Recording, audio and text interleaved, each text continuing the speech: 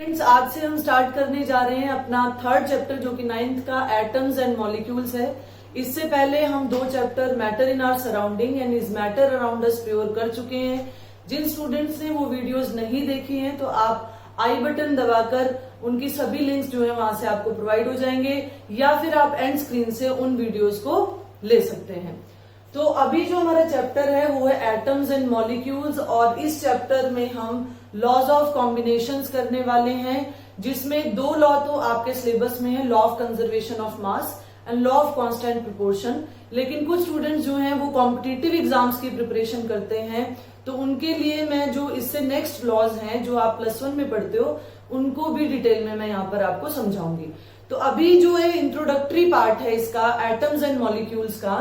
तो atom and molecule chapter में अगर मैं स्टार्ट करूं इसे तो हमारा चैप्टर का नाम है एटम्स एंड मॉलिक्यूल्स। तो मैं सबसे पहले आपको एटम्स के बारे में ही बताना चाहती हूँ कि एटम क्या है। ठीक है, एटम के बारे में कि अगर हम कहें कि हिस्ट्री क्या है, एटम कैसे पता चला, क्या होता है एटम, तो हम पिछले चैप्टर्स में मैटर पढ़ चुके हैं और हमने कहा था कि matter it consist of very tiny particles. Matter जो है बहुत छोटे छोटे पार्टिकल से मिलकर बना है। तो वो जो टिनी पार्टिकल्स हैं, मान लीजिए जो मैटर है ये हमारा मैटर है, ठीक है, और मैं इसको और छोटे में कन्वर्ट करती हूं तो इसमें छोटे छोटे पार्टिकल्स और आ गए, ठीक, और इसको मैंने ब्रेक किया तो उससे भी छोटे छोटे पार्टिकल्स आ गए, और इसको ब्रेक किया तो इतने छोटे पार्टिकल जिसे हम इमेजिन भी नहीं कर सकते, हमारी इमेजिनेशन से भी छोटे, वो क्या कहलाते हैं, वो एटम कहलाते हैं। तो अगर हम बात करते हैं, मैं बात कर रही हूं 400 to 500 BC की, इस टाइम पीरियड की अगर हम बात करें तो इंडियन फिलोसफर और कुछ ग्रीक फिलोसफर ने हमें हेल्प किया एटम के बारे में जानने में। ठीक है, तो इंडियन फिलोसफर आए हमारे पास इस टाइम पीरियड में, इंडियन फिलोसफर जिनका नाम है महर्षि कन्नड़। सभी ने सुना हुआ है उनका नाम, Indian philosopher at this time period महर्षि कन्नड़। महर्षि कन्नड़, इन्होंने क्या कहा कि अगर हम मैटर को डिवाइड करें फर्दर, मैटर को और तोड़े छोटे पार्टिकल्स में, तो जो स्मॉलेस्ट पार्टिकल आता है, द स्मॉलेस्ट पार्टिकल जो आता है, इन्होंने उसका नाम दिया परम अणु, परमाणु। आप आज भी ये वर्ड जो है वो सुनते हो, आज भी एटम को हिंदी में परमाणु ही कहा जाता है। परम अणु, अणु मतलब पार्टिकल, ठीक है, परम अणु यानी सबसे छोटा पार्टिकल। तो यहां पर क्या है, मतलब परम का मतलब क्या होता है, अल्टीमेट। तो अल्टीमेट पार्टिकल यानी सबसे छोटा पार्टिकल जो होगा उसको उन्होंने नाम दिया परमाणु। एट द सेम टाइम अगर हम इसी टाइम पीरियड की बात करें तो कुछ ग्रीक फिलोसफर भी थे हमारे पास। Greek philosopher Democritus and Leucippus. Democritus और ल्यूसिपस जैसे हमारे पास ग्रीक साइंटिस्ट, ग्रीक फिलोसफर थे, साइंटिस्ट नहीं कहूंगी मैंने, ये जो है ये भी फिलोसफर थे, ग्रीक फिलोसफर थे। और इन्होंने क्या कहा कि जो स्मॉलेस्ट पार्टिकल है, जो स्मॉलेस्ट पार्टिकल है, पार्टिकल ऑफ अ मैटर, ठीक है, वो क्या है, उसे हम क्या कहते हैं, एटम कहते हैं। यानी एटम और परमाणु में कोई डिफ्रेंशिएशन नहीं थी, एटम को ही परमाणु, परमाणु को ही एटम कहा गया। डेमोक्राइटस और ल्यूसिपस का नाम जो है एटम के लिए फेमस है। ज्यादातर आप पढ़ते हो कि डेमोक्राइटस ये जो है ये जाने जाते हैं as a founder of atom. Actual में जो ल्यूसिपस थे ये टीचर थे किसके, He was टीचर ऑफ डेमोक्राइटस। तो ल्यूसिपस ने भी एटम के बारे में कुछ चीजें बताई थी और बाद में डेमोक्राइटस ने जो है एटम को एक्सप्लेन किया, एटम क्या है। और जो फाउंडर है एटम के वो डेमोक्राइटस, मैक्सिमम बुक्स में आप डेमोक्राइटस का नाम पढ़ोगे as a founder of atom, लेकिन डेमोक्राइटस और ल्यूसिपस दोनों ने मिलकर ये एटम वर्ड जो है वो जनरेट किया था। ठीक है, तो एटम वर्ड कहां से आया, एक्चुअल में एटम का क्या मीनिंग होता है। एटम वर्ड जो है it comes from a Greek word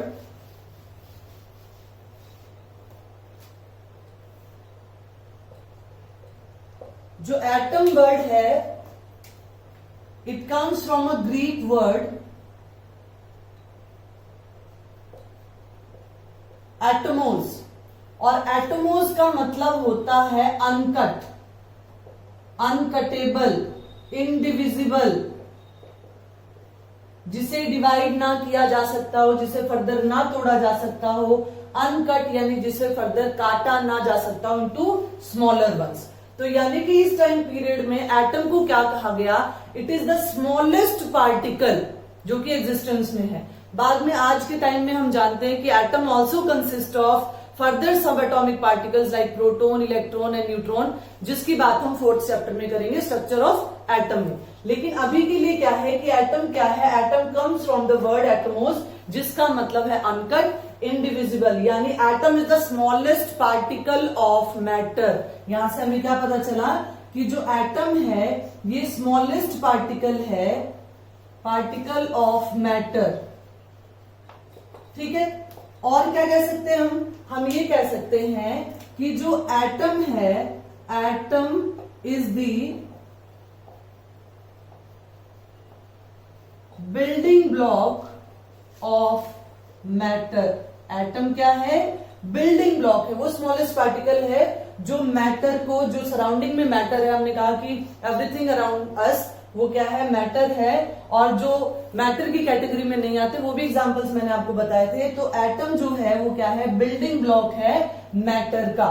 ठीक है, या फिर हम क्या कह सकते हैं कि ये क्या है, ये डिफाइनिंग स्ट्रक्चर है, defining structure of any element. एक एलिमेंट को हम डिफाइन कैसे कर सकते हैं, यानी उसका जो सबसे छोटा पार्टिकल है वो कैसे हम डिफाइन कर सकते हैं, तो डिफाइनिंग स्ट्रक्चर है, डिफाइनिंग स्ट्रक्चर है किसी भी एलिमेंट का, ये बिल्डिंग ब्लॉक है मैटर का और स्मॉलेस्ट पार्टिकल है मैटर का। आज के टाइम में हमें पता है कि मैटर जो एटम है ये फर्दर सब एटॉमिक पार्टिकल से मिलकर बना है, और जो ये सब एटॉमिक पार्टिकल्स हैं, जो प्रोटॉन है, न्यूट्रॉन है, ये फर्दर और भी एलिमेंट्री पार्टिकल से मिलकर बना है, जिसे हम बाद में डिटेल में पढ़ेंगे जब स्ट्रक्चर ऑफ एटम की बात करेंगे। ठीक है, तो ये तो बात थी कि एटम क्या है, एटम को किसने बताया। अब चैप्टर में दूसरा जो वर्ड जो है वो क्या आता है हमारे पास, दूसरा वर्ड आता है मॉलिक्यूल। तो मॉलिक्यूल क्या है, मॉलिक्यूल इंडिपेंडेंट एग्जिस्टेंस। देखो एटम की इंडिपेंडेंट एग्जिस्टेंस हो भी सकती है और नहीं भी हो सकती, लेकिन मॉलिक्यूल जो है वो इंडिपेंडेंटली एग्जिस्ट करता है। और molecule, atom they combine same और डिफरेंट एटम्स, सेम और different atoms combine together to form a molecule which has independent existence.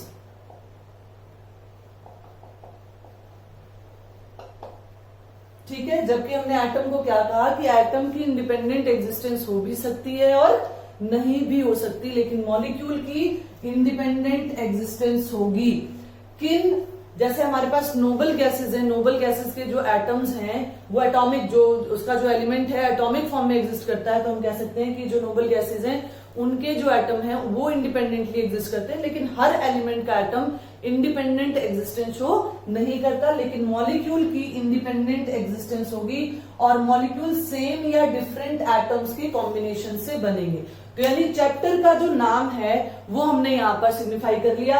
अब हम बात करते हैं अपने टॉपिक की, और यहाँ जो चैप्टर है वो स्टार्ट होता है हमारा लॉज ऑफ कॉम्बिनेशन से। ठीक है, लॉज ऑफ कॉम्बिनेशन से, क्योंकि हमें धीरे धीरे ये पता चला कि एटम की इंडिपेंडेंट एग्जिस्टेंस नहीं होती, दे कंबाइन टुगेदर। ठीक है, वो आपस में कंबाइन करते हैं। तो वो किस तरीके से कंबाइन करते हैं, उसमें कौन कौन से लॉज जो है वो गवर्न करते हैं, वो लॉज हम यहाँ पर डिस्कस करने जा रहे हैं। तो हमारा जो टॉपिक है वो है लॉज ऑफ कॉम्बिनेशन, और इसमें हम सबसे पहले जो लॉ की बात करने जा रहे हैं वो है हमारे पास law of conservation of mass. Law of conservation of mass, इसकी बात करने जा रहे हैं। मैंने यहाँ एक डायग्राम बनाया हुआ है, ये हम एक्सपेरिमेंटल डिमोन्स्ट्रेशन करेंगे लॉ ऑफ कंजर्वेशन ऑफ मास की। तो हम law of conservation of mass को डिस्कस करते हैं। सिंपल है, नाम से ही पता चल रहा है कि मास कंजर्व है, मतलब मास को ना तो बनाया जा सकता है ना ही बिगाड़ा जा सकता है। तो it was given by Antoine Lavoisier. Antoine Lavoisier सभी जानते हैं, इन्हें हम फादर ऑफ मॉडर्न केमिस्ट्री, इन्होंने इंट्रोड्यूस किया था मॉडर्न केमिस्ट्री को, कुछ एलिमेंट्स की भी इन्होंने इन्वेंशन की थी। तो मॉडर्न केमिस्ट्री के इंट्रोडक्टर थे ये, तो इनको क्या बोला जाता है, फादर ऑफ मॉडर्न केमिस्ट्री। पहले भी ये बात मैं आपको फर्स्ट चैप्टर में बता चुकी हूं। एंड कब दिया ये लॉ, इन 1774 में ये लॉ दिया गया था। According to this law in a chemical reaction, wordings पे ध्यान देना बेटा, मैं केमिकल रिएक्शन की बात कर रही हूं। इन अ केमिकल रिएक्शन, क्योंकि इस लॉज की भी, इस जो ये लॉ है हमारा कंजर्वेशन ऑफ मास, इसकी भी लिमिटेशन है। In a chemical reaction the mass can neither be created nor be destroyed. किसी भी केमिकल रिएक्शन में मास को ना तो बनाया जा सकता है और ना ही बिगाड़ा जा सकता है। आप डिस्ट्रॉय नहीं कर सकते, आप बना नहीं सकते। ये है हमारा लॉ ऑफ कंजर्वेशन ऑफ मास। और अगर मैं इसको और डिफाइन करना चाहूं तो क्या कह सकती हूं कि total mass in a chemical reaction is conserved. जो टोटल मास है किसी भी केमिकल रिएक्शन में, वो क्या होगा, कंजर्व्ड होगा। वो चेंज मतलब चेंज नहीं होगा, डिस्ट्रॉय नहीं होगा, क्रिएट नहीं कर सकते उसको हम। या फिर क्या कहें कि total mass of a reactants, एक ही रिएक्टेंट हो, ये जरूरी नहीं है, reactants is equal to total mass of the products, और कहां पर, इन अ केमिकल रिएक्शन। एक केमिकल रिएक्शन में जो टोटल मास है रिएक्टेंट का जो मास है वो किसके इक्वल होगा, it would be equal to the total mass of the products. ये हमारे पास law of conservation of mass है। और इस law of conservation of mass को और हम किस नाम से जानते हैं, इट इज ऑल्सो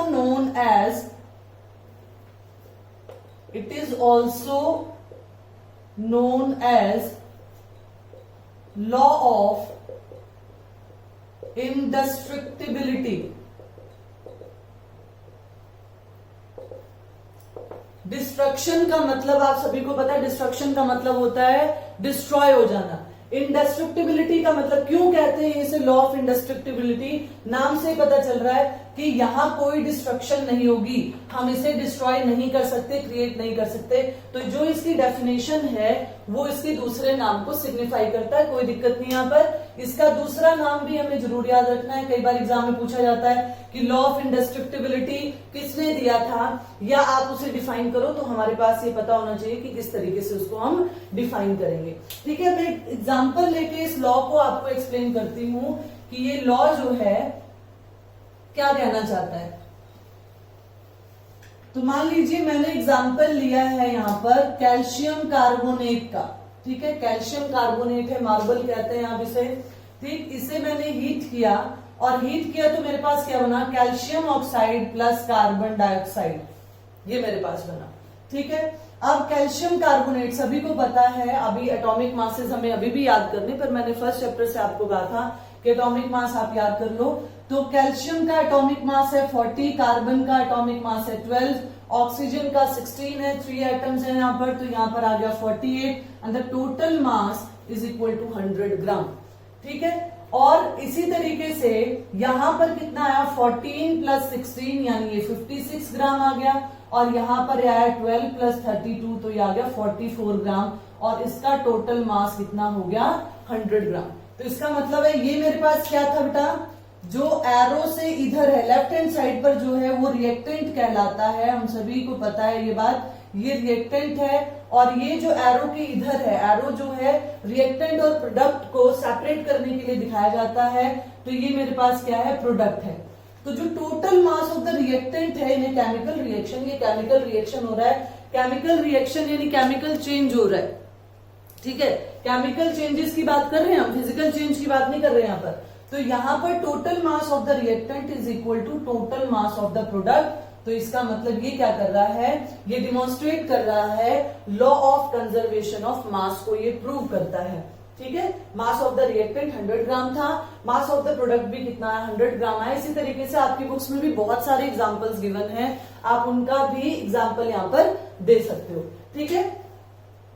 अब अगर हम इसकी एक्सपेरिमेंटल वेरिफिकेशन करके देखें कि क्या ये एक्सपेरिमेंटली लैब में प्रूव हुआ है, तो देखते हैं हम इसको। ये मैंने डायग्राम बनाया हुआ है एक्सपेरिमेंटल वेरिफिकेशन के लिए, एक कोनिकल फ्लास्क ली है बेटा, ये जो हमने ड्रॉ कर रखा है ये किस लिए है, ये है हमारे पास आपका टाइम बचाने के लिए, पहले से ड्रॉ कर लिया इसको, एक्सपेरिमेंटल डिमॉन्स्ट्रेशन है। लैब में हम किस तरीके से इसको बता सकते हैं, experimental demonstration of law of conservation of मास के लिए है ये, लॉ ऑफ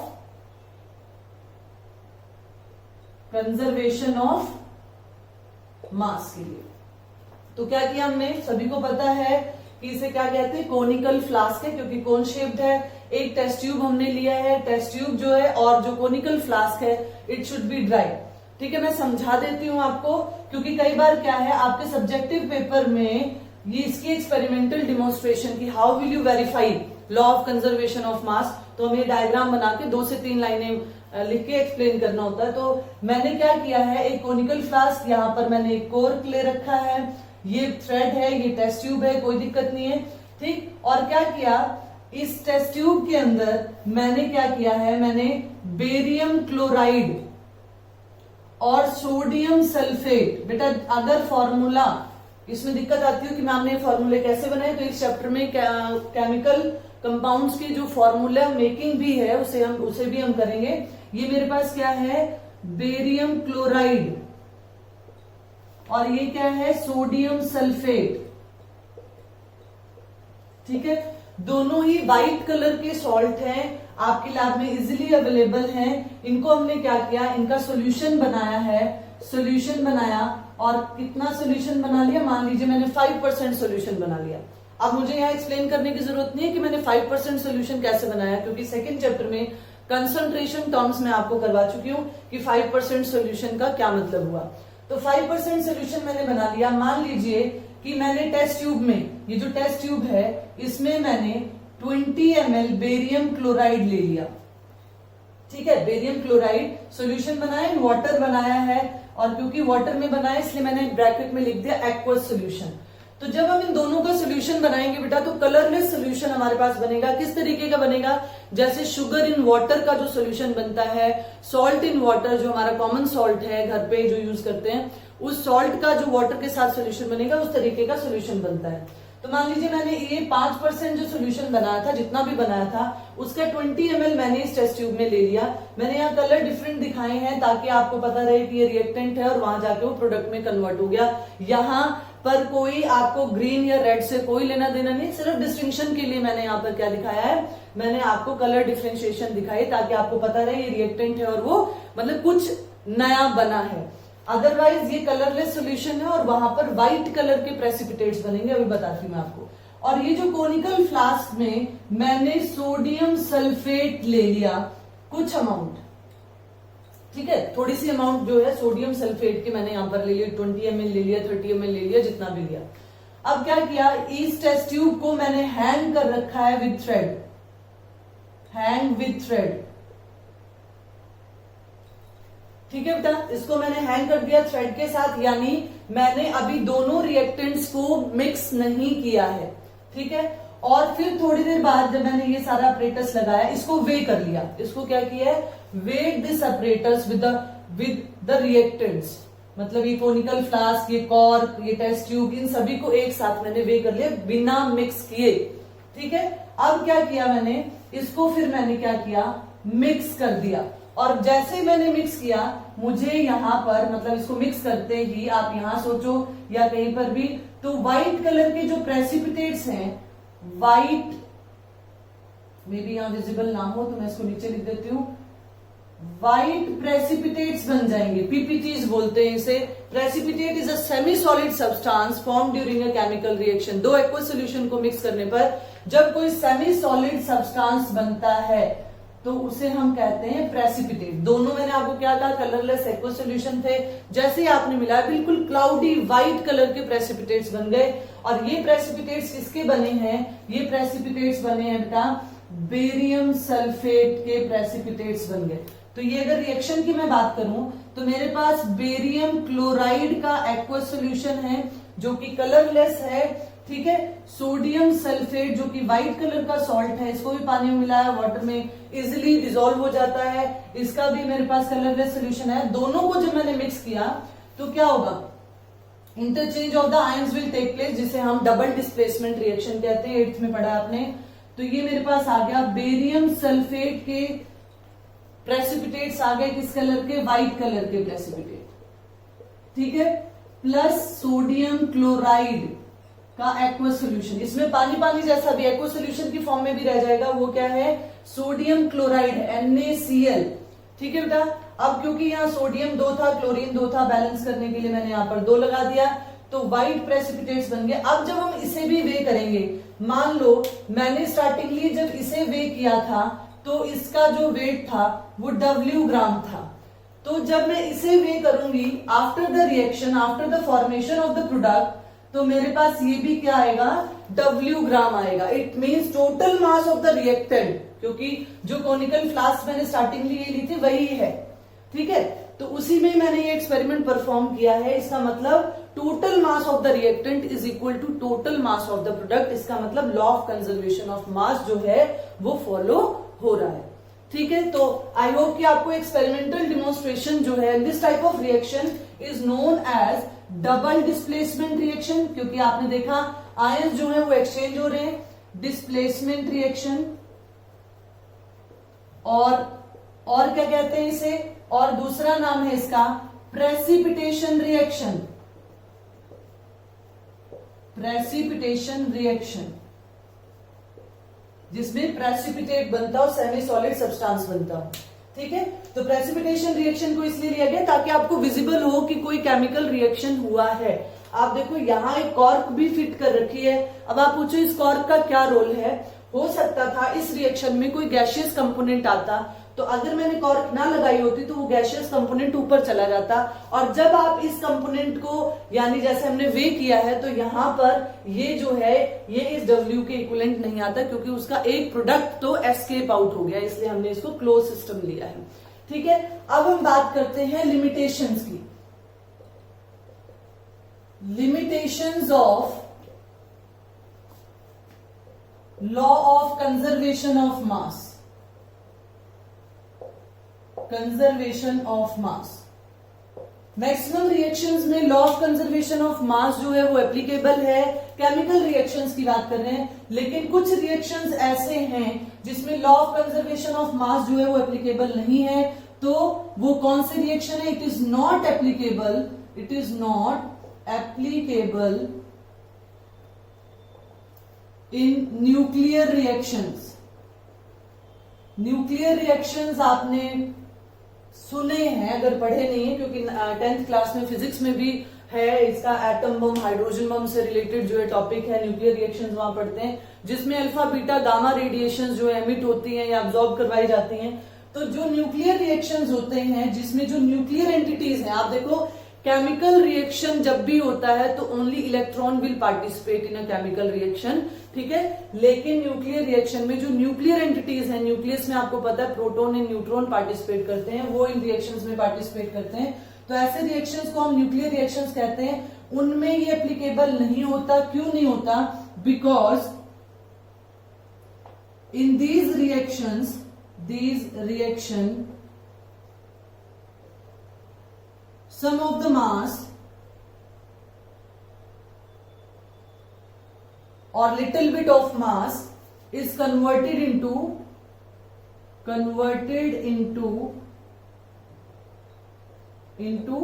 एनर्जी, क्योंकि कुछ मास जो है वो एनर्जी में कन्वर्ट हो जाता है। इसका मतलब वहां हम क्या कहते हैं कि mass is not conserved in nuclear reaction. तो law of conservation of mass is not applicable in nuclear reaction. और दूसरी बात अगर हम करें तो इट इज एप्लीकेबल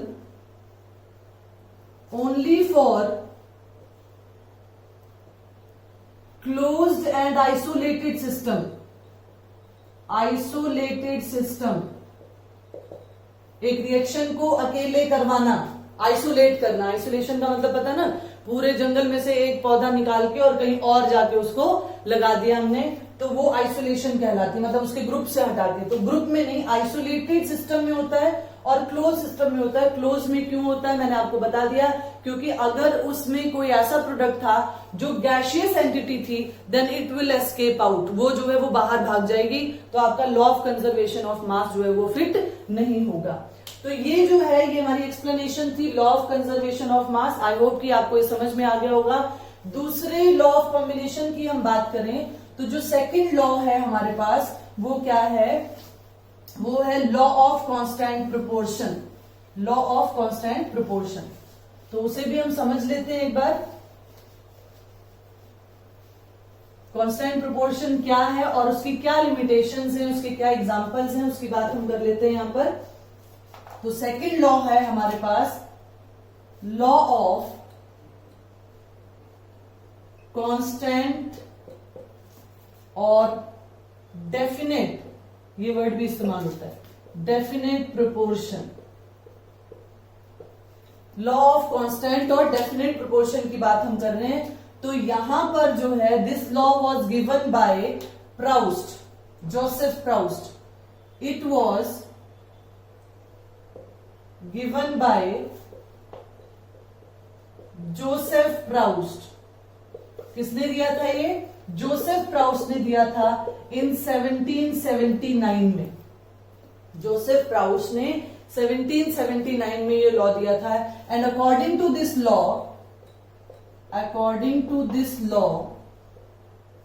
आप इसकी डेफिनेशन समझ लो, फिर मैं एग्जांपल लेके आपको समझाती हूं। इस लॉ के अकॉर्डिंगली क्या था कि a chemical compound is always formed by the combination of same element combined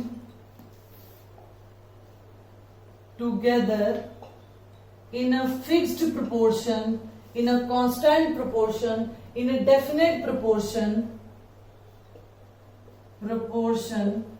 by mass। ठीक है, पहले इसको समझ लेते हैं हम। क्या कहता है कि कोई भी केमिकल कंपाउंड है वो कब बनता है? हमेशा बनता है by the combination of same element. अब सेम एलिमेंट का मतलब यहां आप गलत मत लेके जाना कि हाइड्रोजन हाइड्रोजन से कंबाइन करेगा या क्लोरीन क्लोरीन से कंबाइन करेगा। सेम एलिमेंट का मतलब अभी मैं एग्जांपल में बताती हूँ आपको।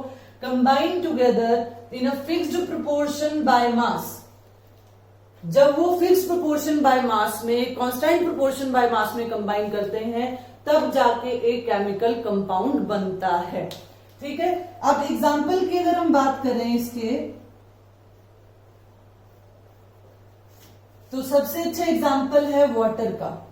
वाटर जो है वो चाहे किसी भी सोर्स से ऑब्टेन किया गया हो, obtain from any source, obtain from any source, चाहे वो रिवर वाटर हो, चाहे वो सी वाटर हो, चाहे वो टैप वाटर हो, water is H2O, chemically it is H2O। और ये कब बनता है? सेम एलिमेंट के कॉम्बिनेशन से। अब सेम एलिमेंट का मतलब समझ लो कि वाटर में हाइड्रोजन और ऑक्सीजन ही होंगे। ऐसा नहीं कि रिवर वाटर है तो वहां हाइड्रोजन की बजाय क्लोरीन आ जाएगा या फिर ऑक्सीजन की जगह यहां सल्फर आ जाएगा। तो सेम एलिमेंट का मतलब समझ गए आप कि अगर कोई केमिकल कंपाउंड है तो सेम एलिमेंट के कॉम्बिनेशन से बना है, भले ही वो किसी भी सोर्स से ऑब्टेन किया गया हो। और कब बना है? ये वाटर कब बना है? जब हाइड्रोजन और oxygen in a definite proportion by mass में कंबाइन किए हैं। यानी हाइड्रोजन का मास क्या होता है? 1, तो 2 एटम है यहाँ, तो 2 आ गया, और ऑक्सीजन का कितना होता है? 16, तो यहाँ 16 आ गया, यानी ये रेशो क्या आ गई? 1:8। यानी जब हाइड्रोजन और ऑक्सीजन 1:8 की फिक्स्ड रेशो में कंबाइन हुए, तब जाके हमारा केमिकल कंपाउंड जो है वाटर फॉर्म हुआ। क्लियर है? इसी तरीके से मैं दूसरा एग्जांपल आपको क्लियर करती हूं। जैसे कार्बन डाइऑक्साइड है। अब कार्बन डाइऑक्साइड किसी भी सोर्स से ऑब्टेन किया हो, चाहे हमने कार्बन डाइऑक्साइड को चाहे हमने ऑब्टेन किया हो कि थ्रू रेस्पिरेशन, हम रेस्पायर हुए तो कार्बन डाइऑक्साइड हमने एक्सहेल की, या फिर हमने लकड़ी के किसी टुकड़े को जला दिया, या फिर हमने कैल्शियम कार्बोनेट का भी एग्जांपल लिया था कि मैंने कैल्शियम कार्बोनेट को, जिसे हम मार्बल कहते हैं, लाइमस्टोन कहते हैं, उसे हीट किया तो कार्बन डाइऑक्साइड प्रोड्यूस हुई। अभी कार्बन डाइऑक्साइड जो कंपाउंड है, it is always formed by the combination of the same element, यानी कार्बन और ऑक्सीजन के ही कॉम्बिनेशन से बनेंगे। सल्फर ऑक्सीजन के कॉम्बिनेशन से बनके कार्बन डाइऑक्साइड नहीं बनेगा। तो सेम एलिमेंट का मतलब क्लियर हो गया। And they will be combined together in a fixed proportion by mass. जैसे कार्बन का मास कितना है? 12, और ऑक्सीजन कितना है? यहाँ पर एक ऑक्सीजन 16, तो 2 का कितना आ गया? 32, तो ये मेरे पास कितना आ गया? 3:8। यानी जब कार्बन और oxygen they combine together in a fixed proportion, और वो प्रोपोर्शन क्या है? 3:8, तो हम उसे क्या कहते हैं? Law of constant proportion. तो डेफिनेशन के साथ मैंने आपको एग्जांपल्स को एक्सप्लेन किया। आई होप कि आपको ये समझ आ गया होगा। अब हम बात करते हैं कि क्या इसकी कोई लिमिटेशंस हैं? बिल्कुल इसकी लिमिटेशन है बेटा। तो इसकी लिमिटेशंस क्या है? क्या ये लॉ हर जगह एप्लीकेबल है? क्या ये लॉ यूनिवर्सल है? नहीं, it is not applicable in all cases. Maximum cases में ये एप्लीकेबल है, लेकिन कुछ केसेस में ये एप्लीकेबल नहीं है। तो मैं आपको वो केसेस यहां पर डिफाइन कर रही हूं। क्यों? क्योंकि कई बार आपको ऑप्शनल क्वेश्चन आ जाता है कि law of constant proportion is not applicable in which of these. तो विच ऑफ दीज में आपको अगर इस तरीके का कोई पॉइंट नजर आता है तो वो आपका आंसर होगा। तो मैं बात कर रही हूं लिमिटेशन की। Limitations of law of constant का मतलब होता है fixed proportion. Limitations of law of constant proportion की हम यहां बात कर रहे हैं। तो मैं पहली लिमिटेशन डिस्कस करती हूं आपके साथ। It is not valid. कहां ये वैलिड नहीं है? It is not valid in the cases where different isotopes of the same element। Wording पे ध्यान देना, ऑप्शंस भी यही चेंज कर देते हैं। वो क्या करेंगे? यहां सेम आइसोटॉप कर देंगे, डिफरेंट एलिमेंट कर देंगे, डिफरेंट आइसोटॉप, डिफरेंट एलिमेंट कर देंगे। आपको ध्यान रखना है एक ही एलिमेंट के डिफरेंट आइसोटॉप। तो आइसोटॉप समझते हैं आप? आइसोटॉप के बारे में डिटेल भी मैं आपके पास जाऊंगी, डिटेल में वीडियो भी बनाऊंगी इसकी। वैसे आइसोटॉप्स क्या होते हैं? जिनका एटॉमिक नंबर सेम और मास नंबर जो है वो डिफरेंट होता है। जैसे हाइड्रोजन के आइसोटॉप्स हैं 1H1, 1H2, 1H3। मैं सिर्फ एग्जांपल देके आपको बता रही हूँ। इसमें क्या है? ये एटॉमिक नंबर है। Atomic number they are same, but atomic जो मास नंबर है इसकी जो सिर पे रखा हुआ है, ये मास नंबर है, न्यूट्रॉन एंड प्रोटॉन का प्लस है। ये क्या होता है? ये डिफरेंट होता है। इसको हम ड्यूटेरियम कहते हैं, इसे हम ट्रीटियम कहते हैं, और इसे हम नॉर्मली क्या कह देते हैं? हाइड्रोजन या प्रोटॉन के नाम से इसको जानते हैं। ठीक है, प्रोटियम बोलते हैं इसे हम, प्रोटियम। तो अगर किसी रिएक्शन में, किस केस में? Where the different isotopes of the same element participate to form a chemical compound। मतलब एक ही एलिमेंट के डिफरेंट आइसोटॉप्स जो हैं जब पार्टिसिपेट कर देते हैं केमिकल कंपाउंड बनाने के लिए, तब जो ये फिक्स्ड रेशो वाली जो बात है, ये रेशो फिक्स नहीं रहती डिफरेंट आइसोटॉप्स के केस में। तो उन केसेस में ये जो लॉ ऑफ कांस्टेंट प्रोपोर्शन है, ये जो हमने लॉ ऑफ कांस्टेंट प्रोपोर्शन की बात की, ये लिमिट कर जाता है, वहां वैलिड नहीं होता।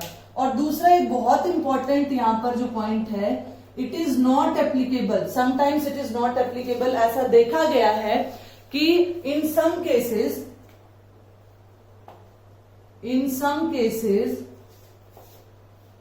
the elements combined in a fixed ratio but form the elements, same element word यहां मेंशन कर देती हूं ताकि आपको कंफ्यूजन ना हो, but form different compounds। देखिए लॉ ऑफ कांस्टेंट प्रोपोर्शन ने क्या कहा था, सेम एलिमेंट फिक्स रेशियो में कंबाइन करते हैं तो केमिकल कंपाउंड बनता है, ठीक है, सेम केमिकल कंपाउंड बनता है, मतलब but form different compound. Same proportion में, फिक्स प्रोपोर्शन में जब ये कंबाइन कर रहे हैं तब भी डिफरेंट कंपाउंड बन रहे हैं। ऐसा मैं एक एग्जांपल लेके आपको बता रही हूं, जैसे मान लीजिए मेरे पास है C2H6O है, ठीक है, ये मेरे पास फॉर्मूला है। तो यहां पर मेरे पास रेशो क्या आ जाएगी, यहां रेशो ये मेरे पास आ गई, ये 24:6:16। तो आप रेशो आसानी से यहां पर निकाल सकते हो, ठीक है। तो यहां रेशो अगर आप निकालो तो यहां पे क्या आ जाएगी आपके पास, ये हम 2 से डिवाइड कर दें, यहाँ 12 आ गया, यहाँ 3 आ गया, यहाँ 8 आ गया, ये रेशो आ गई। अब इस रेशो में कंबाइन करने पर सेम प्रोडक्ट बनने चाहिए, लेकिन इसमें कंबाइन करने पर ये अल्कोहल भी बनाता है और ये ईथर भी बनाता है। मैं यहां फॉर्मूला लिख देती हूं, CH3CH2OH। तो ये क्या कहलाएगा, इथेनॉल कहलाएगा, ठीक है, इथेनॉल कहलाएगा। और अगर मैंने इसको क्या लिख दिया, ये इस तरीके से CH3OCH3, तो यहां पर ये क्या कहलाएगा, ईथर कहलाएगा, ठीक है। ईथर मैंने आपको बताया था कि वोलेटाइल कंपोनेंट है। डॉक्टर्स जो है माइनर सर्जरी के लिए ईथर का स्प्रे करते हैं, जिसके कारण इवोपरेशन फास्ट होती है, और इवोपरेशन फास्ट होने से कूलिंग सेंसेशन आती है, एंड योर स्किन बिकम नम। जो जहां पर भी स्प्रे किया है वो नम हो जाता है, सुन्न हो जाता है, और फिर हम माइनर सर्जरी कर देते हैं वहां। तो देखो C2H6O, यहां पर क्या है, C2H6O है, यहां पर भी C2H6O है। तो फिक्स्ड प्रोपोर्शन में सेम एलिमेंट कंबाइन कर रहे हैं, कार्बन, हाइड्रोजन और ऑक्सीजन की कॉम्बिनेशन है, लेकिन क्या है यहाँ पर, यहाँ कंपाउंड जो है वो डिफरेंट बन रहे हैं। तो ऐसे कई एग्जांपल, ऐसा नहीं कि सिर्फ यही एक एग्जांपल है, ऐसे कई एग्जांपल्स देखने को मिले हैं। जैसे मैं एक और एग्जांपल लेके यहाँ एक्सप्लेन करती हूँ आपको, जहां पर फिक्स प्रोपोर्शन है लेकिन डिफरेंट कंपाउंड बन रहे हैं। जैसे मेरे पास है C6H12O6, ठीक है, तो इसको मैं क्या लिख सकती हूँ, CH2O। अगर मैं 6 यहां कॉमन ले लूं तो मेरे पास क्या आ गया, CH2O, ये आ गया। इसी तरीके से CH3COH, अब इसके लिए क्या आ गया, ये आ गया C2H4O2। तो इसको भी मैं क्या ले सकती हूँ, अगर मैंने यहां से 2 कॉमन ले लिया तो मेरे पास क्या आ गया, CH2O। यानी इसकी रेशो और इसकी रेशो क्या होगी, बराबर आएगी, ऑब्वियस सी बात है। 12 आएगा, ये 2 आएगा, 16 आएगा, 12 2 16 आएगा, ठीक है। तो यहां पर क्या हुआ, ये क्या है, ये हमारे पास कार्बोक्सिलिक एसिड है, एसिटिक एसिड, कार्बोक्सिलिक एसिड है, और ये आप सभी को पता है ये क्या है, ग्लूकोज का फॉर्मूला है। डिफरेंट केमिकल कंपाउंड्स बने by the combination of same element in a fixed proportion by mass. तो ऐसे कई केसेस हैं जहां लॉ ऑफ कांस्टेंट प्रोपोर्शन जो है वो फेल हो जाता है। तो आई होप कि आपको law of conservation of mass and law of constant proportion समझ में आया होगा। अपने 9th के सिलेबस में तो यही 2 लॉ है बेटा, लेकिन मैंने क्या कहा कि कुछ स्टूडेंट्स जो हैं वो कॉम्पिटिटिव एग्जाम्स की प्रिपरेशन करते हैं, तो अगला जो मेरा वीडियो होगा वो उन कॉम्पिटिटिव एग्जाम्स के लिए होगा, जिसमें मल्टीपल प्रोपोर्शन, रेसिप्रोकल प्रोपोर्शन, इन लॉज के बारे में मैं आपको बताऊंगी। और उसके बाद में फिर अपना नॉर्मल जो 9th का है डाल्टन्स एटॉमिक थ्योरी, उन लॉज के बाद वो एक्सप्लेन करूंगी। आई होप कि ये वीडियो आपको समझ भी आई होगी और पसंद भी आई होगी। ज्यादा से ज्यादा इसे शेयर करें। जो न्यू व्यूवर्स हैं, जिन्होंने अभी तक इस चैनल को सब्सक्राइब नहीं किया है, वो जल्दी से जल्दी इस चैनल को सब्सक्राइब कर दें। Thank you, have a nice day.